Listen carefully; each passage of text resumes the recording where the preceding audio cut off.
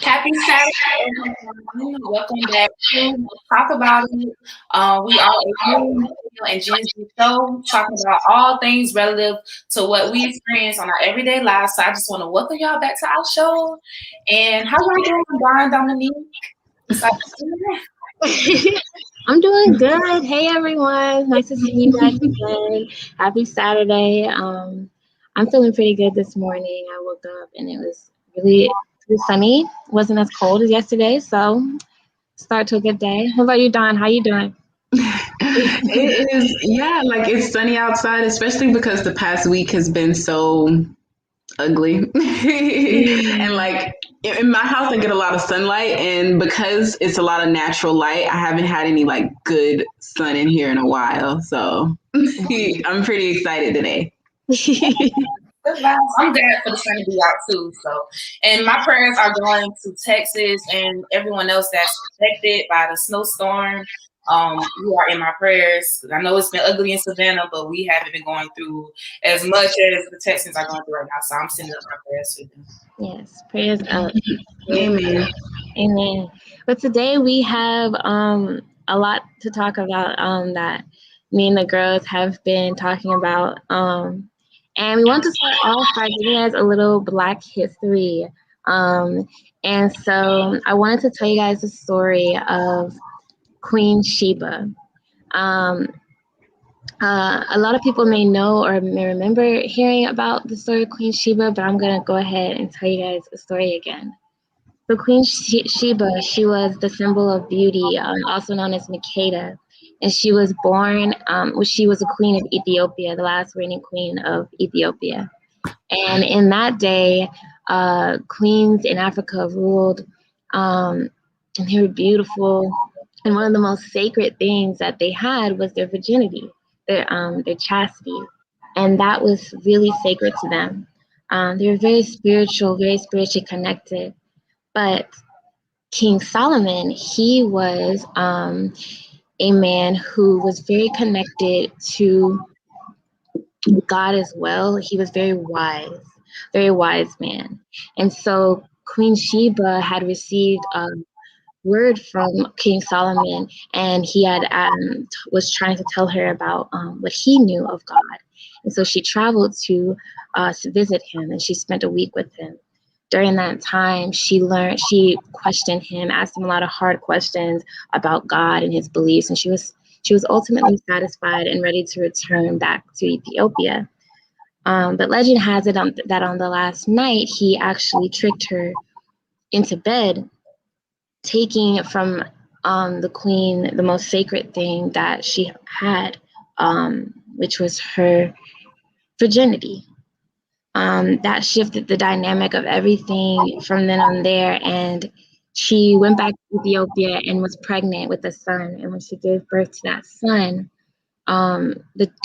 he returned back to Solomon and became king of nations. And from then on there, kings began to rule instead of queens. Um, so I thought that was just such an interesting story that I fell upon.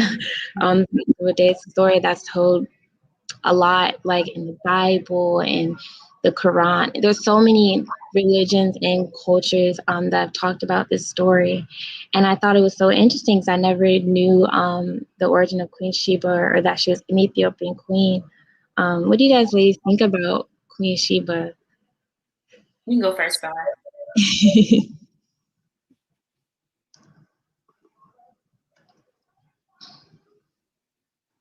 Let's just hit on how men are nothing. He tricked her into bed. Gosh. Punches. Like what? But it is beautiful. I do like the fact that they value their virginity, and I feel like that's something that we as women should do. I feel like it's something that we don't really teach because I don't know what's wrong with like growing up and what's wrong with growing up and just basically I don't know, not having the sex talk and like what it is. Cause I know like it was just a conversation in my family that people tiptoed around. They didn't put much thought into it. I don't know, but I wish it's something that we could just open up and make sure that little girls know that their virginity is very sacred. So if everybody knew that, I feel like we would be on a whole different wavelength. Yes, that's why I feel like it's important for us to know, our Black history beyond American Black history, because we come from a place, we come from different places, we come from Africa. So to learn about different African queens and, how they treated themselves. We were talking about this actually last week, how they pampered themselves and they treated themselves like they were antiques and they treated their virginity as if it was a special antique. So I feel like that's why it's important for us to know our history like deeper than just America, so we can know our worth and our value and where we come from. Mm-hmm. Speaking of knowing our Black history and where we come from, I had an incredible experience where I was walking through Savannah, and I actually ended up in Johnson Square. And I was walking around and reading the signs, and I discovered, I don't know, like I was just completely oblivious and ignorant to this, but the Declaration of Independence was actually read in Savannah at the Johnson Square. And Savannah actually is really the start of a lot of things. A lot of birth of a nation was literally filmed here. And a lot of our history is here. It starts here in Savannah, especially for not just Black people, but everyone. Literally, this was the birth of a nation. The Declaration of Independence was read here in Savannah at Johnson Square. So going off of Queen Sheba and how back in that time in Ethiopia, queens were looked up upon and the virginity was sacred and they weren't sexualized. Nowadays, there's been a complete shift, I would say, in that dynamic. I think women are the most sexual, Black women especially, are the most sexualized woman in the country. And when we see in the world, Indigenous Black people, women of color, and when you, and our CEO, Julie's Hall, that is a little known Black history fact. And let me tell you, like I said, they're really sexualized nowadays. And Dawn, do you want to talk a little bit about Hollywood and the sexualization of Black women? So yeah, I don't really know much about like Hollywood because to me the whole industry is horrible. But they do sexualize Black women, or they hold us to a standard, I would say. But sexualizing women in general, like I don't know. Like, okay, so what I was about to say this morning was, I was on TikTok and you do see like a lot of women who basically just are on TikTok, basically, half dressed, making like little sexual connotations. And then sometimes you look at that stuff and you're like, oh yeah, you already know what she's signaling, like she wants. But then at the same time, we'll be like, wow, she was so confident enough to put this on social media. Like everybody has to see that. And what I was thinking about this morning, I want to open the floor up to you, is not saying that sexualizing is okay, but what's wrong with it? Because if it's for men, it's different because men are just trashy. Like some men are just trashy, but what's wrong with the woman like sexualizing herself? Like what's the like big stigma around sexualization? Because we are more than just our physical representation. Like we are spiritual beings.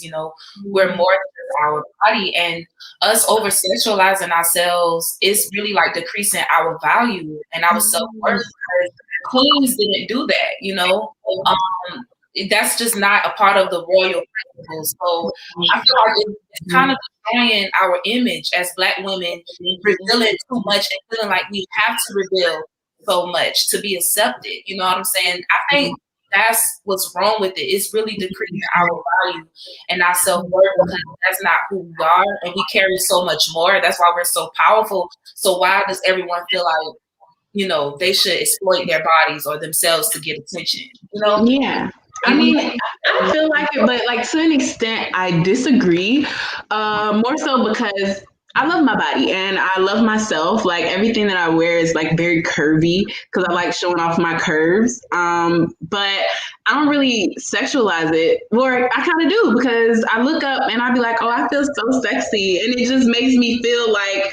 So it makes myself feel valued. I don't really care about how like anybody else like think about it. Somebody could probably look at me and be like, oh well, she doesn't really value herself because she's wearing that. When in reality, I wore it because I valued myself so much to actually show myself to you. But that's just like how I feel about it.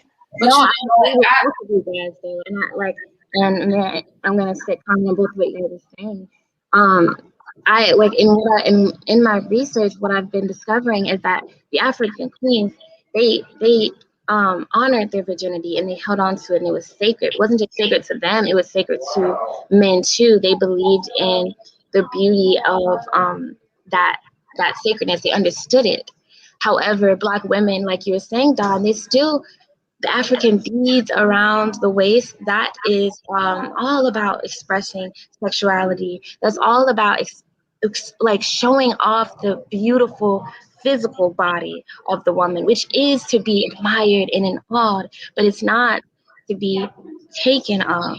It's not Mm. to be demonized. It's not to, and this goes back to what we were talking about, like right now, what I feel like in Hollywood is happening is that a lot of Black women, a lot of the people who own the industry are men.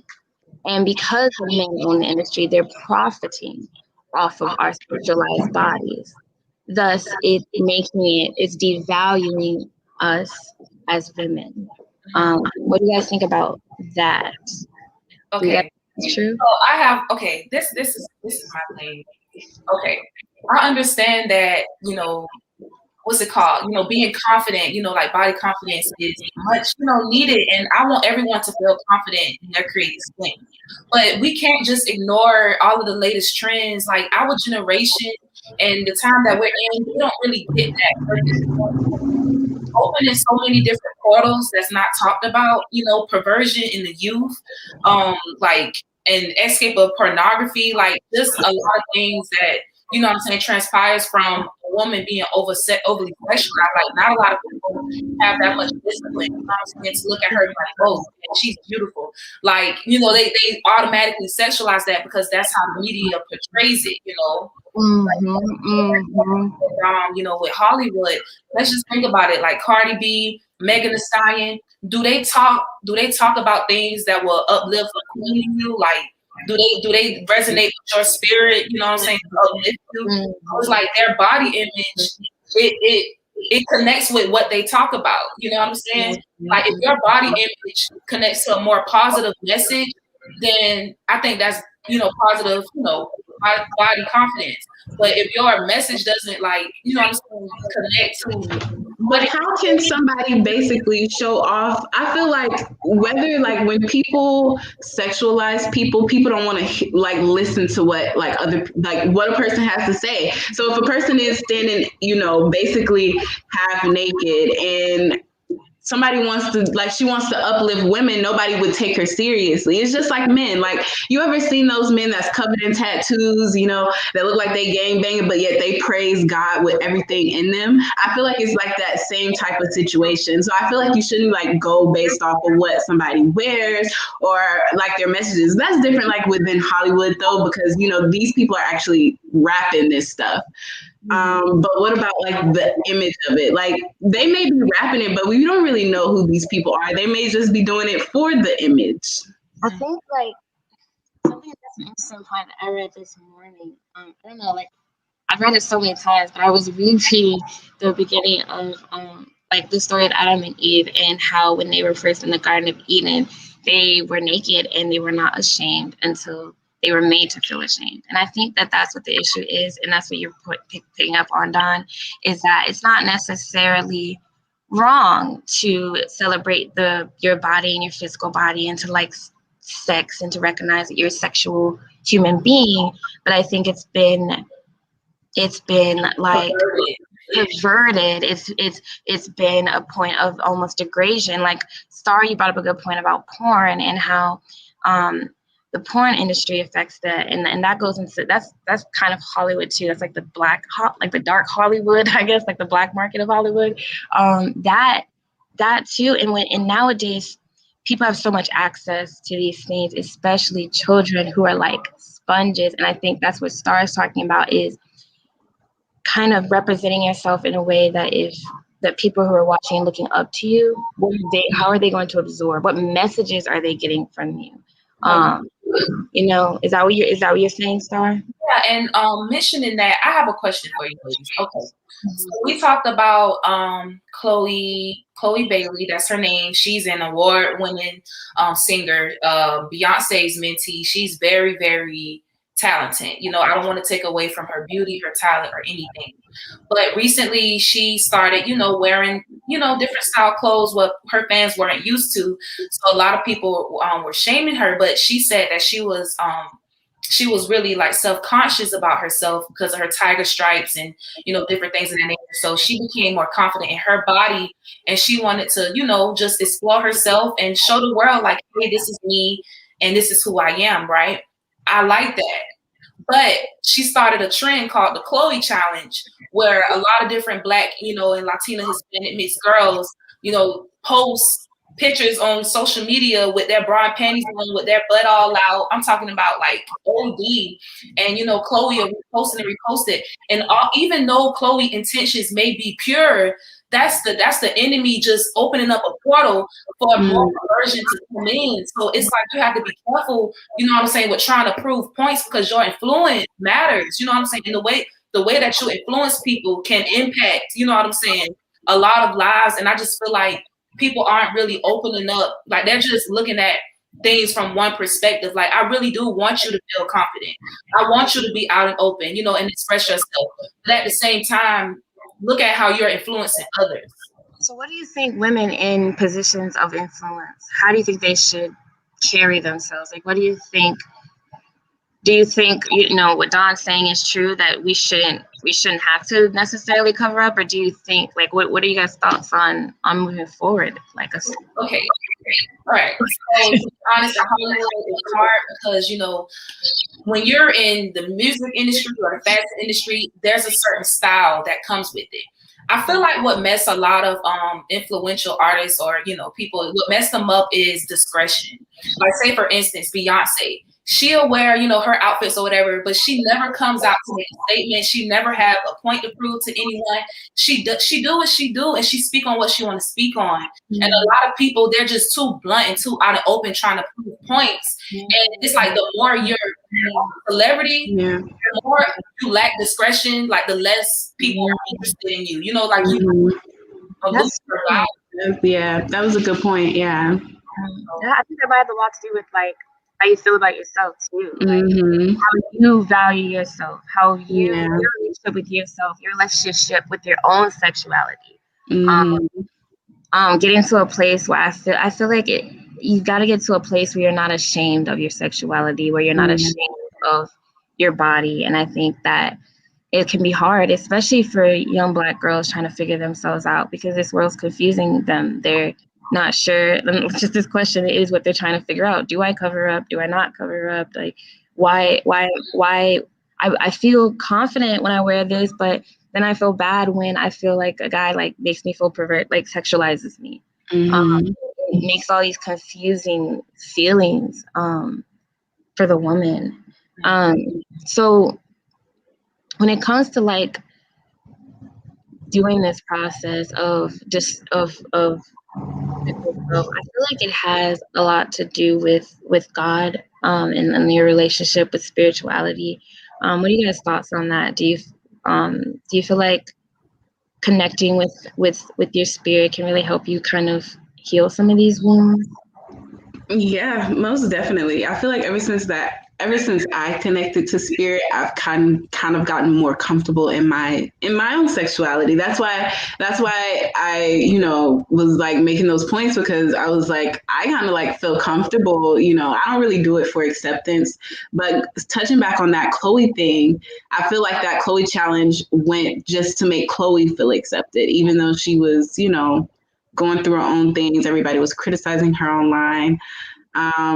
But I feel like, spirituality does play like a very big role in who you are and what you're trying to achieve. Mm.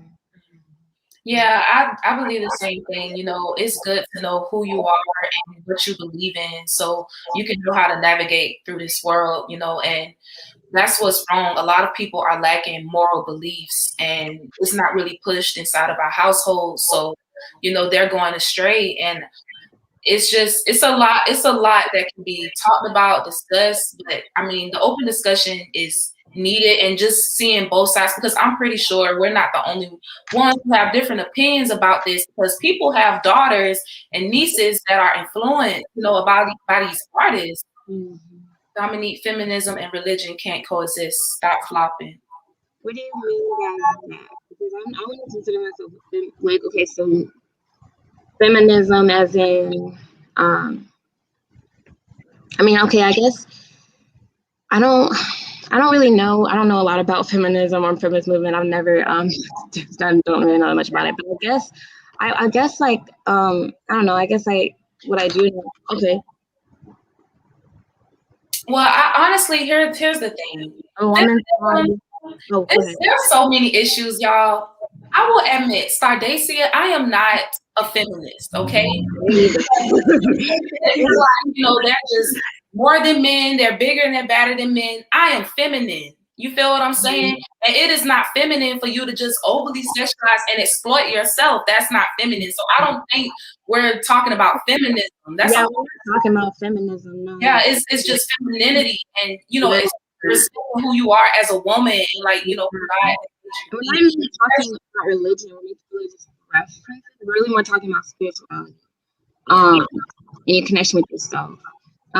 We got another comment about how a woman's body won't raise the generation she's birthed.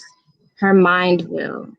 But the body is overemphasized and the mind is left behind in all of media. Ooh, that was a good one. Yeah. Yes, the mind is left behind. And just think about it. Black women, like we run the world, like Beyonce say, like we are more than just our bodies. So it's like when you're constantly just displaying, all of these like raunchy outfits, like what are our young girls thinking? Like it goes beyond Black women. A lot of different women, Hispanics, Caucasians, they're getting these plastic surgeries with, I'm saying, the big lips. They're trying to be like us. So it's a money game, y'all. They're exploiting our image. Yes, no, you're right. You're right. So like it's not even just Black. Like I would say, Black, like Malcolm X, when he had said one time that Black women were the most sexualized women. And I think that is true, but you're right though. Like Indigenous women, Hispanic women, all kind, like, and even Caucasian women are now trying to, I guess, like you're saying, I don't know. That's so interesting. So like in general, women are sexualized. I feel like women are going to be sexualized no matter what they do, what they say, Yeah. how they act. I feel like it's no way to not sexualize a woman because we're women. Right. So that's why I think going back to like the time of Ethiopia, that story is super interesting, because it's like that virginity thing was so sacred in a way because of the fact that, like you were saying, they were going to be sexualized, but they knew that once they gave that, once they fed into that, it would, I don't know, like I guess like they recognize their sexuality, but they also recognize the power of sex. I want to hit on something. I did say I'm not a feminist. I do believe in equality for women. So it's not like I'm going against that. I'm just saying it's a stigma that's placed on different feminist movements of us just trying to overpower the man. And I respect the man. I respect the man's place, his position, especially as a Black woman, because our women are already, in vulnerable situations. But I feel like feminism and femininity are two totally different things.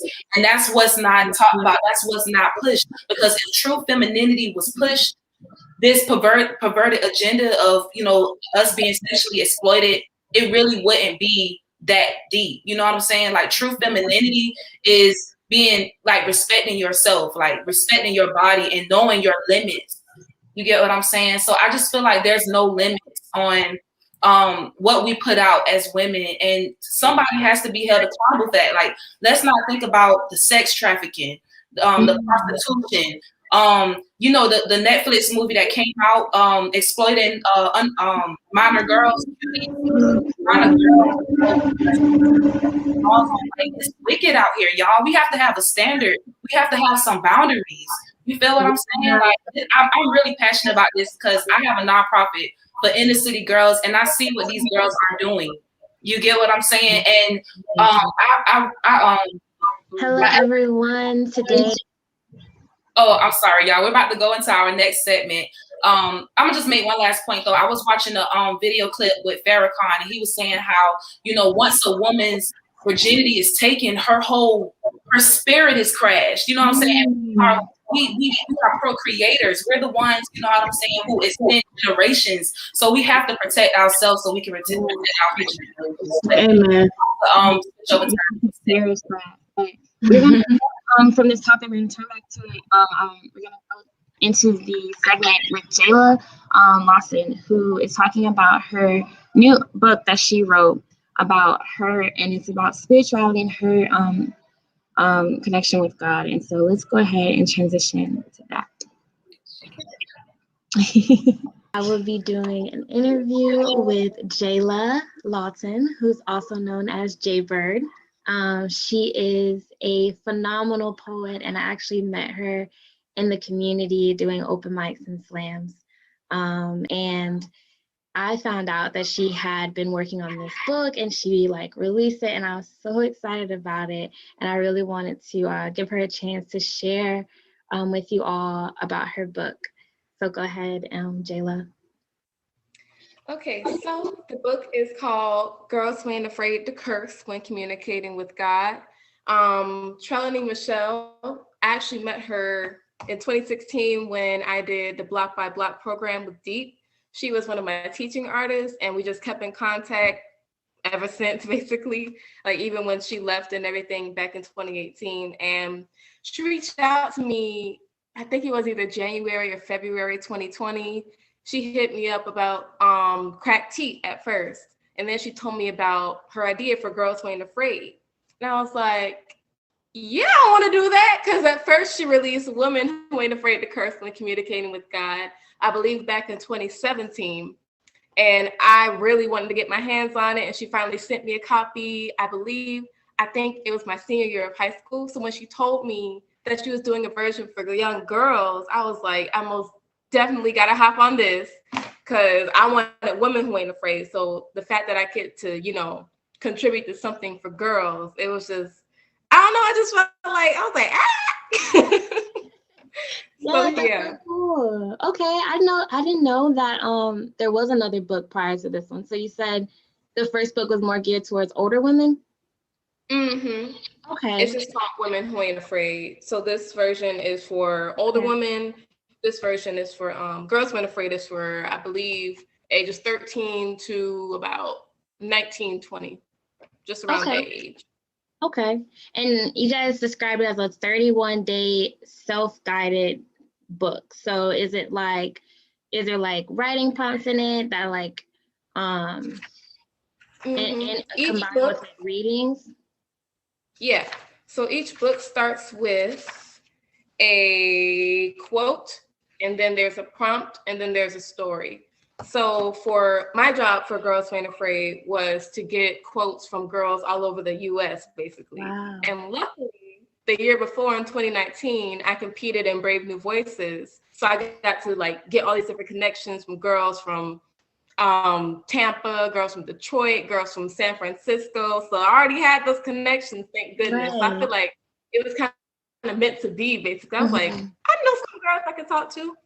And we ended up getting, I believe it was 26 quotes that we used and over 31 submissions. Wow. So yeah, it's a lot. And as simple as I make it sound right now, it really wasn't. Like, the reaching out, the waiting for a response, all that stuff. But in the end, it all came together, and it's just beautiful. Yes, I love that. And that's so nice that like the wisdom from the book is coming from people like us. Like, that's so cool. And you guys said that it's not a religious book. So what would you describe it as? It's more of a spiritually liberating book, I'd say. Like, personally, people when they see the title, they're like, what? Right. Like, when I brought it up to my cousin one day, she was like, this has nothing to do with, like down in God or anything. I'm like, no, it's not. It's just freeing to, actually come as I am and be who I am, basically. That is essentially what the book is about. Just like freeing yourself, being honest with yourself, because it's so hard for us to do. You answered my next question. I was going to ask you, like, where did that title come from and what was the meaning behind it? But that's what I was thinking. I love that. And you guys talk about how words can help transition and propel you into womanhood, where you're less triggered, perhaps more prepared. I think that's just so beautiful. I think that's so wonderful. Like, what was your favorite part of this entire process? Oh, that's a hard question. Because I remember we had to keep on pushing the release date back, actually. Not many people know that. Wow. Mostly just girls who contributed to the book. I had to keep on reaching out to them, being like, hey, such and such happened. Like, last semester, I'm not gonna lie to you, it was a very tough semester for me personally. And then things were happening, like all these other outside things were contributing to the book being pushed back. But I feel like it came at the right time, the time that it should have come. But my favorite part, I would have to say one of my favorite parts was when the girls like actually got their books and they made this girl named Kennedy, for example. I have the video posted on my main page, actually. She was crying over the book, and she sent it to me at like 11 o'clock that night. I didn't want to respond until the morning because it was getting late. But like, I watched the video like 5 or 6 times, and she was crying because those were her words in that book. And that's the first time her words have ever been published before. And it just meant so much. She's a 15-year-old girl from Tampa, by the way. She's a dope, amazing poet I met at Brave New Voices. But it's just seeing what the book has actually done and what it can do for young girls. It just and the fact that a piece of me is with them and a piece of them is with us now. And it's just this exchange of energy, this exchange of words is just crazy to me. Yes, I love that. I love that so much. It gives me so much joy and so much energy to know that I contributed to someone else. Like, how do I say this? I contributed to her and all the other girls coming into themselves, basically, and them knowing and them standing in their truth. That is one of my favorite parts. I love that. I love that so much. I can tell you're so passionate about it, and I love that. I love that so much. I wanted to go back to something you said earlier. You were talking about the title and how some people may be apprehensive about it at first because of the title. What would you say to people who may be feeling apprehensive still, or a little unsure, to kind of reassure them that, this isn't against religion, but what would you say to those people? Personally, I would say, that there are different perspectives out there. And, it is okay to question. It is okay to stand in your truth, because that is exactly what this book is about. your spirit, your intuition telling you these things like, don't do that, girl. Like, you want to talk to that ex-boyfriend again? Don't text him. Don't do it. Don't do it. Like, it really just comes down to those decisions that are best for you, basically. And you basically telling yourself off, and like I said, standing in your truth. So I don't believe there's anything wrong with doing that, being honest with yourself. Like, if you have these bad habits, then address them to yourself. You know, stuff like that. Okay, I like it. I personally just got really in touch with my intuition. So like, I think I'm so excited to read this book because I feel like it's going to benefit me more in this stage of my life than maybe before I was really connected with my intuition. Maybe it'll help me get even more connected. I don't know. I'm excited. It sounds like something that could really help me, and I'm sure it could really help so many young girls. So for all of the people that are watching, please let them know, like, where can they buy this book? How can they check you out? And how can they support you guys? Well, you can buy the book at girlswhoaintafraid.com. I'm sure you can like include that somewhere in here. Yes. And you can follow me on Instagram at its.jsway or its.jsway. Either way, it's jsway. And Trelawney's main personal page is Trelawney_Michelle. And one more thing. So Trelawney pointed, when I was reading Women Who Ain't Afraid, she pointed out that you don't necessarily have to read the book in order. Like, each lesson, it's pretty much like specific to that one thing, that one topic. It is interconnected, but you don't have to follow it, chronologically. Okay. You can just do what is best for you at that time. Okay. And read. Okay.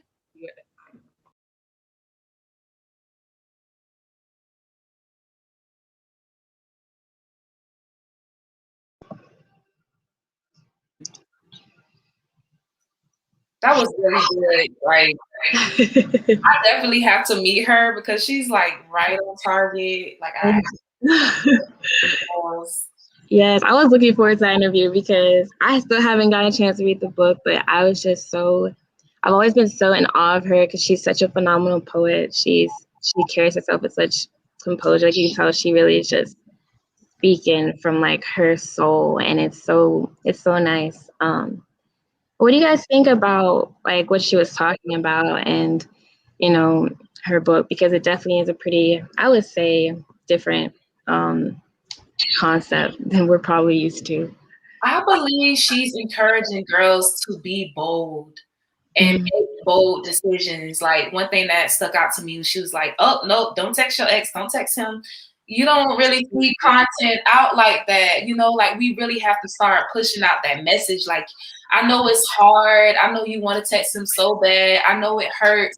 But girl, if you want to glow up and you want to grow, you got to let go. And to let go, some support, a support system, some girls that's going to tell you like, hey, this ain't easy, but go ahead and do that. Make that decision. Like, I support it all. More of that. Yeah. That part stuck out to me too. Like, don't text your ex, because I know I be doing that. I be like, oh, should I text him?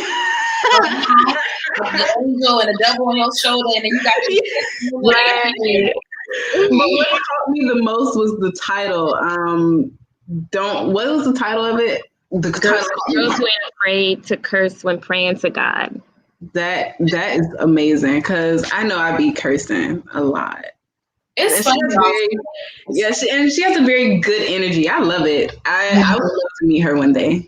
Mm-hmm. Yeah, you know what? That's something that's not religious, because we are traumatized by religion. So it's that'll like make somebody like double turn like what? But who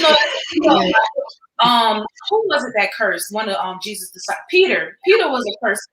And sometimes you just have to be real with God, and I'm not saying he's a sacred God. You have to be respectful, but you already know you curse, you know what I'm saying? So it's like, you have to have that come to Jesus moment, like, just hash it on out. At the end of the day, we have to come open, he for who we are. He didn't come here to criticize us and ridicule. He came to help us. So Amen. Strategic. You have to be wise and strategic to help people, especially at this stage. Yes, you bring up, that is such a good point. Like, literally, like, wow, that's so true. I feel like the essence of what she's saying isn't to be taken literal, like, in the sense of like literally cursing, but literally just being at that place of peace in yourself, knowing that both the good and bad sides of you are God sees that. Like, you can't hide that from him. He sees it already. So when you're praying, like, there's no need to hide that from him. Be open with him. Be open, honest with yourself. Be authentic in yourself, and be okay with saying, you know what, I have flaws, and you know what, I mess up, and sometimes I curse. Sometimes I stub my toe and I say, that happens. And I feel like what we were talking about earlier, that shame and that guilt, it really bogs people down, and they live in this feeling of shame and guilt on the things that they do that aren't necessarily always good. And I think that can put you in a place of a really bad resentment. And if you can't forgive yourself, you can't forgive anyone else. Yeah, shame and guilt are definitely destiny killers. Like, self-condemnation, that will literally destroy your destiny, because you have to believe in yourself, So I really like that. I'm gonna have to get that book. Yeah, it's like a personal hell. When you're like feeling guilt and shame, because I was actually just thinking about that like last night, like when we were talking about the sexualizing thing, and for some reason I feel guilty, I feel shameful for loving who I am, and at the same time, when you do that, you put yourself in like hell. You put yourself in your own personal hell. Like it does not feel good at all. Exactly. And on that topic, Dawn, I know, we're talking a lot about sexuality and, expressing yourself in what about sex though? Like, what about sex and relationships? Like, do you think it's a deal breaker? Do you think it's good? Like, what's your thoughts? Okay, so for me, I feel like we live in a culture now where if people don't want to be with you, like I've noticed this, like men, if I'm not willing to open my legs for a man will not want to like deal with me at all anymore. And it's sucky that it's like that. For like other people, it's a deal breaker. But in my defense, I was more so going for when you're in a relationship with somebody, right, and the sex is not great, would that be a deal breaker? And I noticed I had to ask myself a question like this. I would probably break the relationship if it's not good. Interesting. Okay. I wish we had some male comments. Do y'all want to comment? Any guys? Is that a deal breaker? Because like, is that a deal breaker? Because she makes a good point. Like, it do be feeling like if we ain't willing to open up, that. I feel like it is, because eventually, like, just think about it. Like, you hear like married couples all the time. Okay, I saw a TikTok the other day. Dude was like, I'm hiding under my wife's bed. I'm hiding under the bed, and my wife think I went to work, but she really pulled out the vibrator, and he got so upset. It's messed up. He got really upset, but I mean, I know exactly what you're talking about. That's so funny. I feel like if you, that's why it's good to have like a deeper connection with someone. Like, because like, can't certain things be taught, or you can figure something out, but it's like, because let's flip it. Me personally, I don't like to teach nobody. Let's flip it. Like, if the sex was good, but he didn't spiritually connect with you, is that a deal breaker? if the sex is That's good, what get a lot of girls caught up and stuck. Yeah, but no, like, because at the same time, it is a deal breaker. But when you go through stuff like that, you have to see: am I here for my own pleasures, or I'm actually here because I like this person? I feel like you can like somebody and the sex be bad, and you just don't want to deal with them. Okay, Because you've had better from somebody you weren't spiritually connected to. So right. Christopher said that it is a deal breaker. So thank you, Christopher. Christopher is my dog today. Okay. it is a deal breaker. You know, though, for real though, I think that it's such a sex is so powerful, and we were talking about last week about energy reciprocation and how you can feed off of energy, and I think a lot of young girls, because I especially growing up, I never really I know adults would be like, sex is powerful, it's powerful, like, you know, cherish your virginity, and I didn't understand what they were talking about because I was like, what are you talking about? But now I feel that because it's such an energy exchange, and what you're talking about, Dawn, I think is a good point, because I mean, honestly, if it is good, like that might be a good energy exchange, you know, so maybe that's why people feel like it's a deal breaker. But at the same time though, during that energy exchange, when you talk about soul ties, you are exchanging demons with somebody. So the sexual energy may be good, but how do you feel afterwards?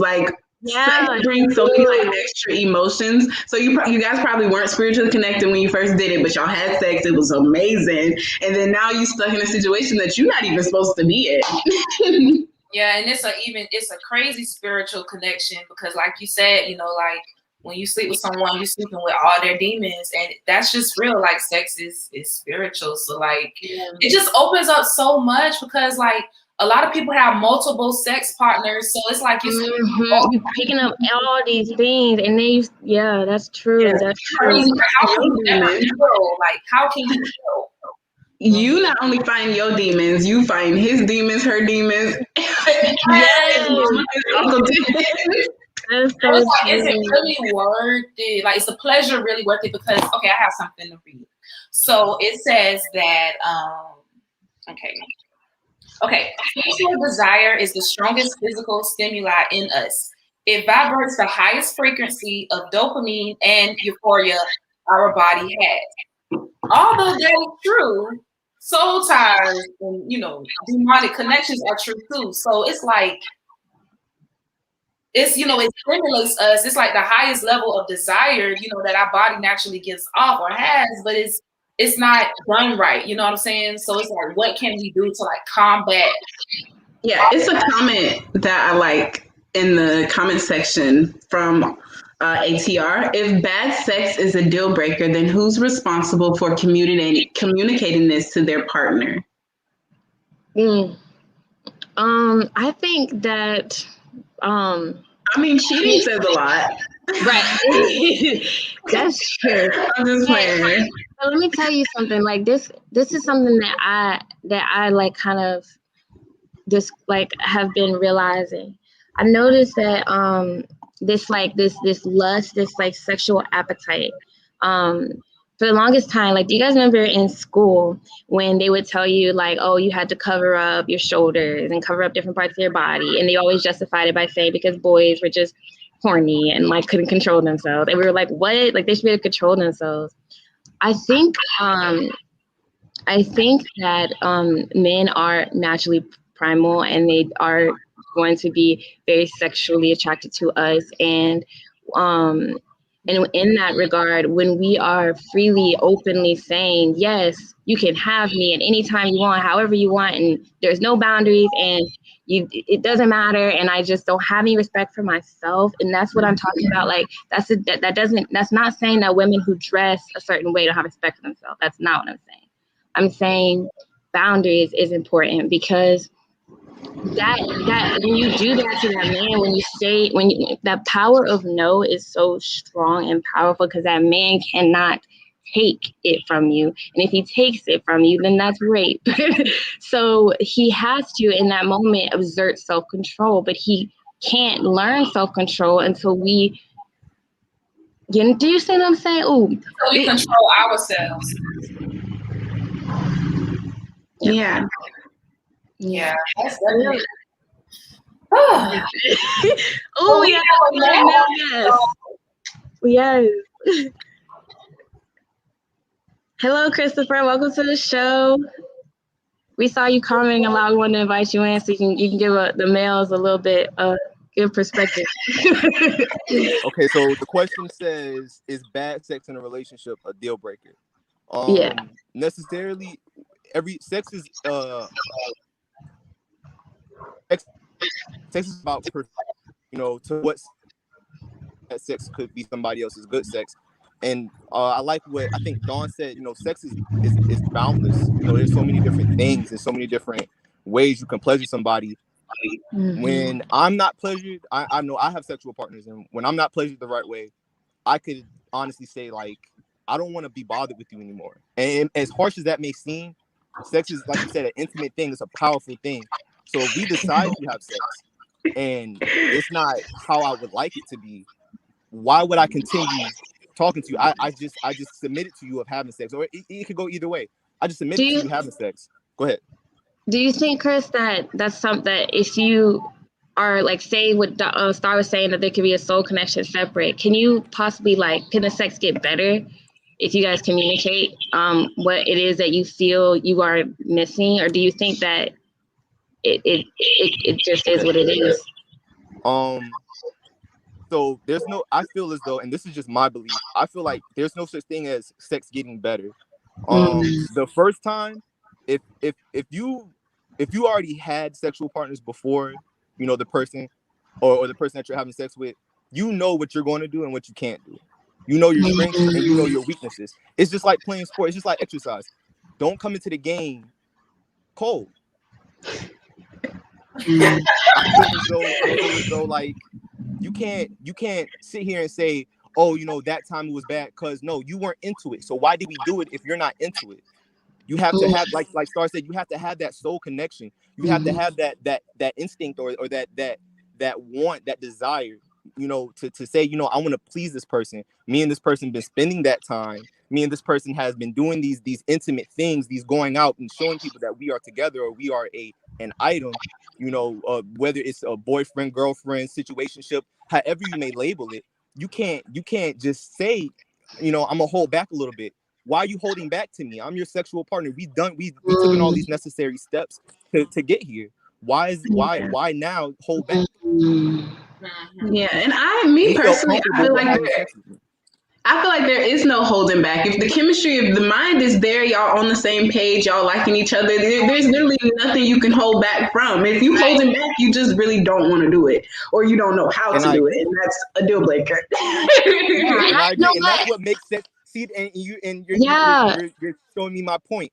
There should already be a mental connection. When you say, hey, do you want to have sex with me? And then the other person says, yes, I want to have sex with you. After that, there's no holding back.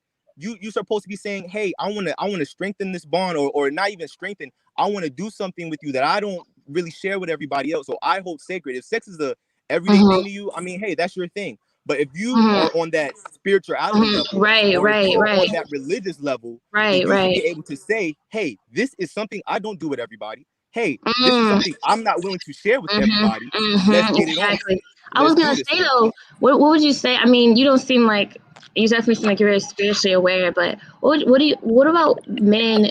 Like know a lot of women who've experienced good sex with a man, but then that man still cheated on them or left them, and then they were feeling distraught, like, dang, like I was giving him all this. I was giving him. You're breaking up. Hold on.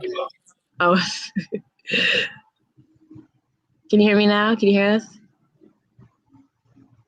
Uh-oh.